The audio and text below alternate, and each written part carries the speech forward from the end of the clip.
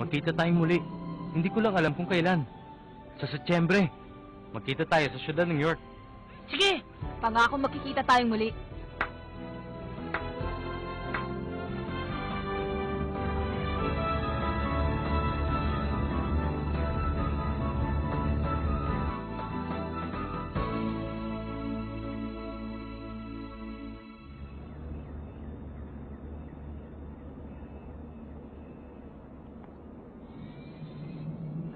Ngayon ay biglang dadalawa na lang tayo. Ano nang gagawin natin? Ano? Siyempre, kailangan natin mag-ensayo. Ha? Para saan? Dapat magsaya naman tayo. Makinig ka nga. Sa tingin mo ba kung ganyan ka lang kalakas, makakaya mong labanan si Hisoka pag nakita kayong dalawa?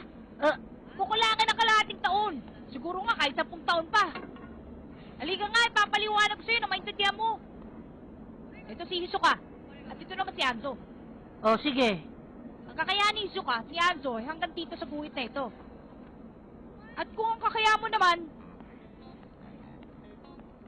Ha? Nandito, dahil kaibigan pa kita. Grabe naman. Eh hanggang saan naman ang kakayahan mo? Ang sa akin? Teka, siguro mga... hanggang dito. Malamig pa ulo ko niyan. Galing ko talaga. Talaga? Kung ganun, mas magaling pa sa'yo si Hanzo. Ano yun?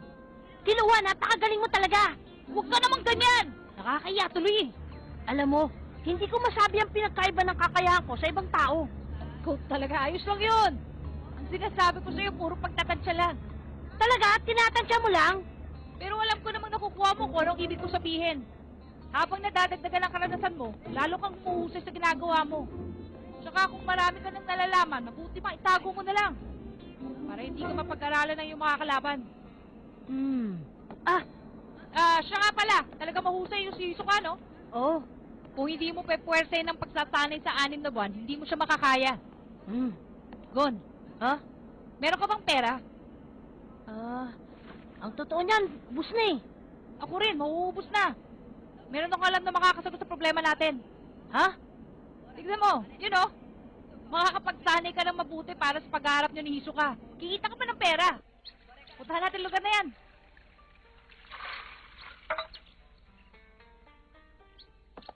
Kamusta na kaya sila? Ano na kaya ang pinagagawa nila ngayon? Sa palagay ko may kumikita na malaking pera.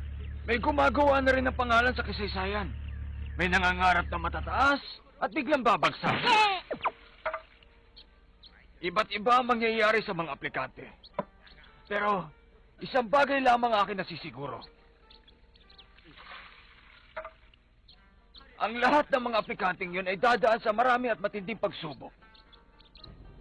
Sandaling panahon man o kahit paabuti ng maraming taon ay siguradong pare-pareho lamang. Pero lahat sila ay makakarating doon. Harapin lang nila ang mga pagsubok. Sa tingin ko, lahat sila ay magugulat. Pero ngayong taon, ang iba sa mga aplikante ay alam na kung anong naghihintay sa kanila. Maganda ang naging resulta ng pagsusulit ngayon. Kung ano man ang gagawin nila, pagdating ng araw na yon, saka na lang natin malalaman kung dapat nga sila maging isang hunter. Nangyayari yung taon-taon, pero Ginoong Chairman, sobra naman yata. Ano ba sinasabi mo dyan? Walang sino man tagapagbigay ng pagsusulit ang magsusubo ng sagot sa kanyang mga estudyante. Totoo po yun. Pero sigurado ako magiging masaya ito. Bueno. May pupuntahan po ba kayo? Hindi, matutulas ka.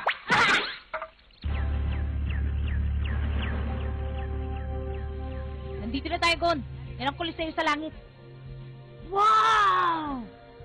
Meron yung 2 dalat 51 palapag. Sabi nila, yan ang pang-4 sa pinakamataas na gusali sa buong mundo. Kapag nanalo ka sa laban, babayaran ka kaagad. Tapos, paakyatin ka sa susunod na palapag. Habang pataas ka ng pataas, palaki rin ang palaki ang perang mapapanalunan mo. Naintindihan ko na ngayon. Babayaran ka nila ng babayaran habang kaya mong lumaban. Tama? Hindi mo kailangan puwersa na sarili mo umakyat sa itaas para makaipon ng pera. Paano yan? Naubos na lahat ng pera natin dahil binayad na natin sa ticket. Kaya sigurado magsisimula tayo sa wala.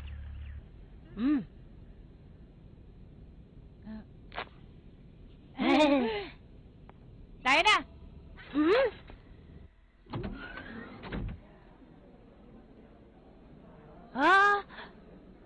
Lahat sila yung mukhang magagaling. Kala mo lang yun. Talaga? Oo. Maligayang pagdating sa Cruces sa langit. Sulatan niyo lamang ang inyong application. Ayos! Ha? Ano kaya yun? Sige! Isang bata lang yun na makulit. Ha? Hindi naman po mahirap ang patakaran. Basta mapabagsak niyo lang ang kalaban kahit anong paraan pwede niyo gawin.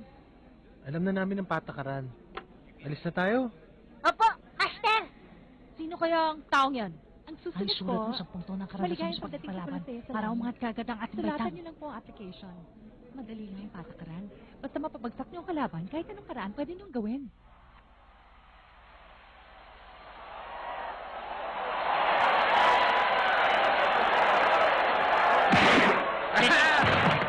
Oh!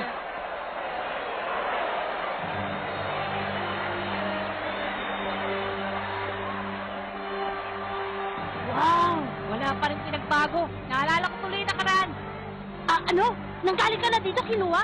Oo! Nung ano na taong kulang pa lang ako. Iniwan ako dito ng tatay ko na walang pera.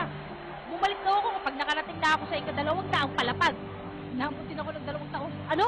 2 taon? Bakit ka nagulat sa sinabi ko? Kung ang kakalabanin mo ay katulad ni Hisoka, dapat lang na malampasan mo ang 200 palapag na yun. Tama ka. Ang manlalarong may numerong 1973 at 2055 pumunta kayo sa ring team.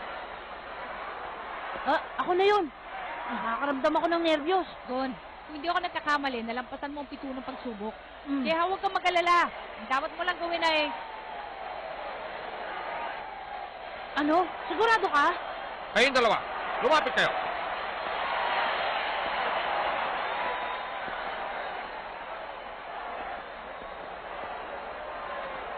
Tingnan niyo, may paslit na kasali.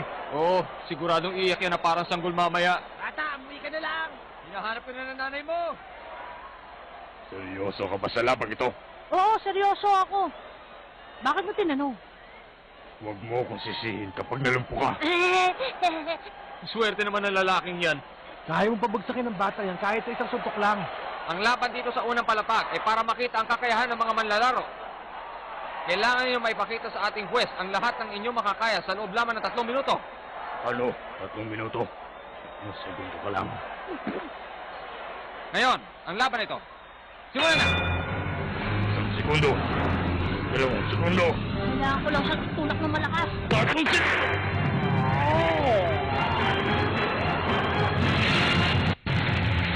Huh?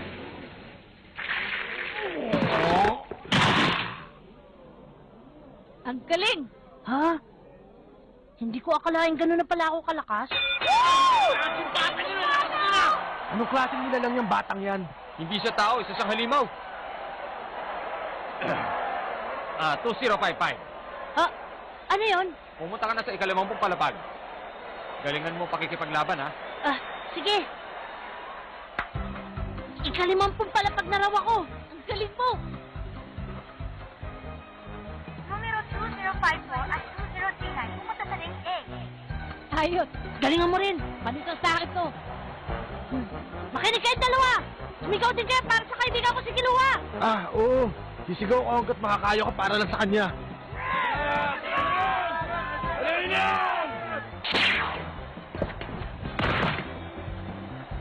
Ang galing mo! Ginoong Kiluwa! Talaga! Huh? Umabot ka na sa ika-200 palapag nun, ha? Hindi pa rin nagbabago ang husay mo. Umakit ka na sa ika-180 palapag. 180 palapag kagad? Muna ako sa ika-50 palapag. Hindi mo na ako nagmamadali eh. Tingnan nyo! Isa pang mahusay dito! Ha? Siya yung bata kanina. Tama na yan.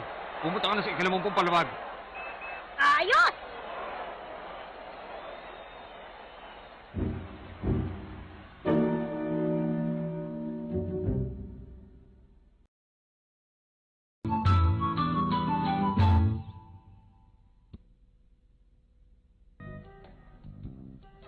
Sa gusaling ito, ang bawat bahagi ay binubuo ng 10 palapag at kailangan niyong umabot sa ika-200.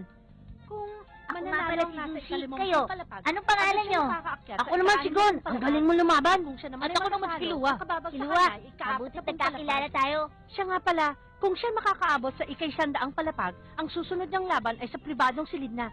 Naintindihan niyo na ba ako? Siyempre naman! Opo. Nakinig nga kaya ang mga batang ito sa paliwanag ko? Ika-50 palapag na po. Manalo sana kayo sa susunod yung laban. Sinunod ko kanina ang laban ninyo. Pinahanga niyo ako ng husto. Ano ba sinasabi mo dyan? Mahusay ka rin naman ah. Oo nga, pareho lang tayo. Hindi ah. Marami pa akong dapat matutunan. Siya nga pala, anong martial arts ang ginamit ninyo? Huh? Ang ginamit ko ay single new martial arts. Ano nga ba? Pagkaraniwan lang. Ano? Lumakas kayo ng ganyan na wala man lang nagtuturo sa inyo? Nagulat naman ako sa mga sinabi nyo. Kailangan ko pa talagang magsanay ng mabuti. Sobra ka naman, Sushi. Jushi, ang galing mo. Ha? Master! Mukhang sinunod mo lahat ng sinabi ko sa'yo ah. Opo, maraming salamat sa inyo. Ha? Master, ang inyong damit. Ha? Pasensya na. Sino sila? Ah, si Ginong Kinua at si Ginong Gon. Magandang araw, ako si Wing. Magandang araw! Kamusta? Hindi ko akalaing mayroon pa akong makikita ibang bata maliban kay Zushi. Sa palagay ko maganda ang inyong pinakita kaya kayo nakarating dito. Ang masasabi ko lang, ingatan niyo ang inyong sarili at kilalanin niyo ang inyong kalaban. Opo! Zushi, ito ang iyong napalanunan sa huling laban. Ayos, salamat na lang at nandito ka. O kayo, pumunta na kayo doon, ipapalit niyo ng pera ang ticket na napalanunan niyo. Sige! Tayo na, Kiluwa! Sige! Mukhang nagayin natin siya. Zushi, bakit hindi ka sumama sa kanila? Maghihintay na lang ako para sa laban mo mamaya. Opo. Ginong Gon, Ginong Kinua, hintayin niyo ako.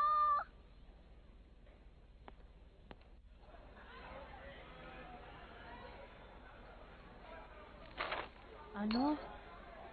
152 guineas. Sakto lang yan para sa isang soft drink. Hindi pa rin nagbabago bayad, oh. Sigurado ka ba dyan? Oo. Matalo ka o manalo, ito lang ang makukuha mo sa una.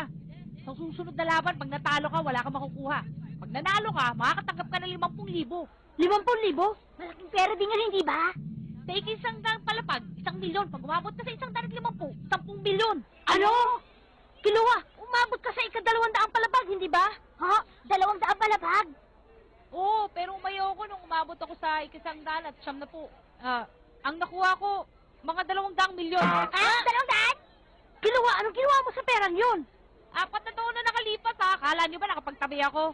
Naubos yun dahil bili ako ng bili ng pagkain. 200 milyon naubos sa kabibili ng pagkain? Ano kaya klaseng pagkain yun? Aba mga bata, mukhang malaking halagang pinag-uusapan nyo. Nasisiraan na mga yan. 200 milyon na ubus kagad. Ah! Oo, Kayo magkakapatid na Yamori! walang way ha. Amori lang. Ay, matagal-tagal na rin. Hindi ko akalain. Ano nang gagawin natin? Anong sinabi mo? Ikaw ito nagsabi takutin natin yung mga batang yan. Tapos tatanungin mo ko kung anong gagawin natin? Basta, ikaw bahala. Takutin pala ha. Naalala niyo ba ako? Yeah. Gusto ko makita kung paano kayo manakot. Nakakatuwa yun. Mori, ikaw na bahala. Takutin mo sila hanggat gusto mo. Sige na. Teka, sandali lang, kuya. Huwag niyo ko iwanan dito, kuya. Ay nako, mihina lang mga taong sumasali dito.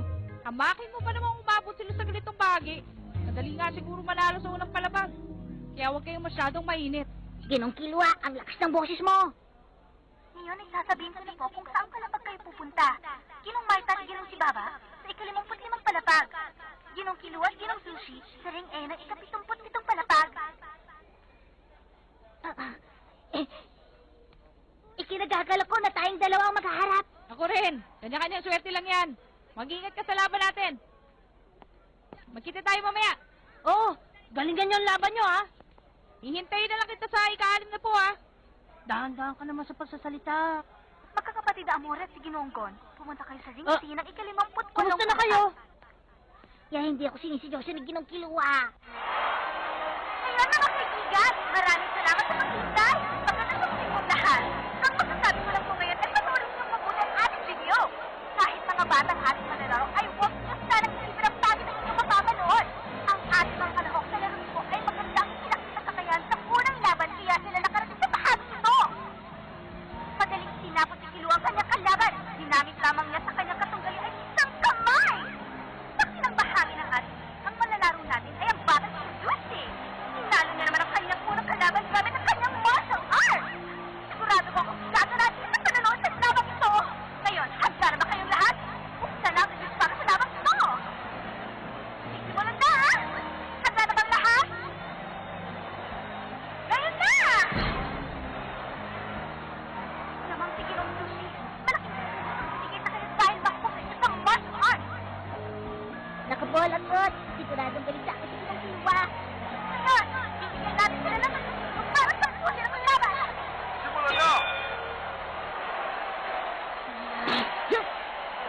siya.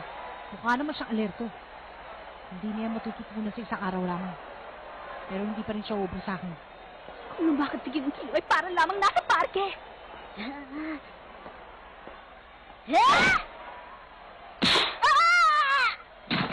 Pasensya ka na, ha? Kaliwang kamay lang ang gagamitin ko. Hanggang sumabot ako sa ika-100 at 50 palapag. Dalawa!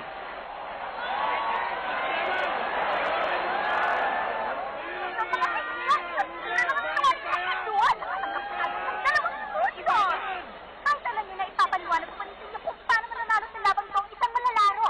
Para makakuha ng puntos, dapat pagsinisirang ibibigay mo sa kalaban. Kapag maganang atak ng ginawa mo, mabibigyan ka agad ng 2 puntos. Kapag bumagsak ang kalaban, 1 puntos din ang katapat noon. Kailangan mo makalipan ng 10 puntos para manalo ka, ha? Isang tira lang ang ginawa ko, natalo na siya. Walang kwenta. Kaya mo pa ba? Oo, kaya ko pa. Hmm? Tumatayo ng malalaro si Susie. Mukhang sige pa rin ang laban. Napigilan ko yata ang aking lakas. Laban na!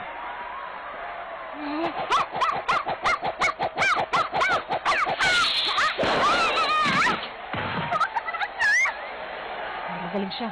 Hindi mo siya matatalo kung pareho ang atakang gagamitin mo. Kailangan niyang tumayo agad. Kung hindi, puntos na naman para kay Jerome Chilua. Masyado namang matibay ang kanyang katawan. Sa tirang binigay ko, dapat namimilipit pa rin siya sa sakit hanggang ngayon. Ibang klase talaga. Ang kanyang lakas at bilis ay hindi pangkaraniwan. Ito nang ipapakita ko, matatalo ko. Laban! Kailangan ko nang gamitin. Kailangan. Ah!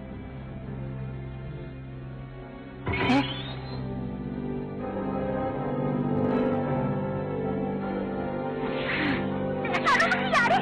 Si Kinong ay lumalayo kay Ginong Sushi.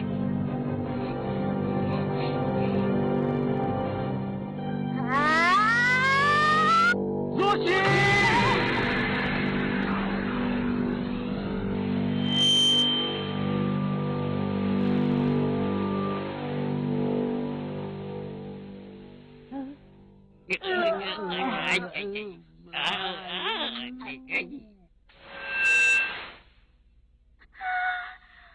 Dahil sa matinding reaksyon ng mga manonood, hindi ko napansin na tapos na pala ang laro.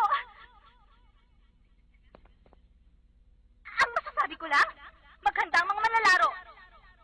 Dahil ipagpapatuloy natin ang malaro!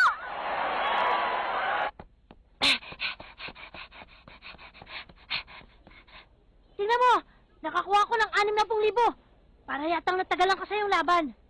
Tama ka. Medyo matagal nga ang laban namin. Magaling pala si Sushi. Hindi.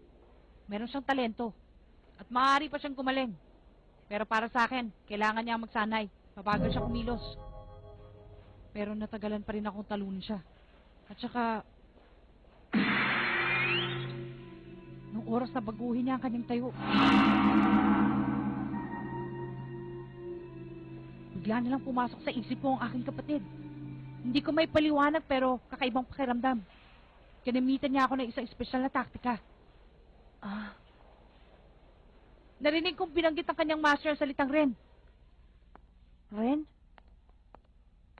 Tatawarin niyo po sana ako, Master. Sinabi ko naman sa'yo, Jushi. Hindi ko pa kailangan gamitin ng Ren. Nadala lang po ako sa kanyang lakas. Oh, hindi masama kung mangarap kang manalo. Pero, hindi ba't mas mataas pa sa bahaging ito ang iyong hangarin? Yun ang pinakatuktok ng toring ito. Kung magmamadali ka sa iyong tagumpay, pababagsakin ka ng sarili mong kahinaan. Opo. Habang nandito ka, hindi mo kailangan manalo sa lahat ng iyong laban. Opo.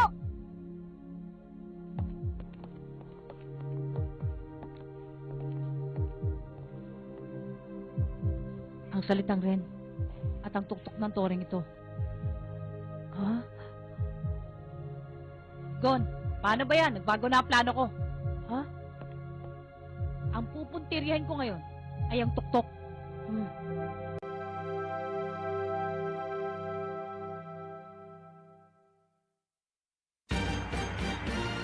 We made it to the 150th floor. I've never had this much money before. Next time on Hunter x Hunter. Nen. Nen? Nen? How much chocolate did Kilua buy?